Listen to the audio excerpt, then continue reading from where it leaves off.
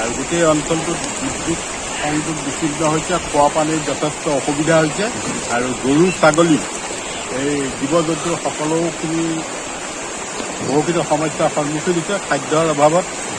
সমগ্ৰ বালিপাৰা বৃহত্তৰ বালিপাৰা অঞ্চল, চাইদুৱাৰ অঞ্চল, সোণাপুৰ অঞ্চলৰ বিদ্যুৎ যোগান ব্যাহত আছে। এয়া আপোনালোকে দেখিছে আমাৰ গোটেই সমস্ত বালিপাৰা অফিচৰ হেৰিত পানী ইতিমধ্যে জলমগ্ন হৈ পৰিছে।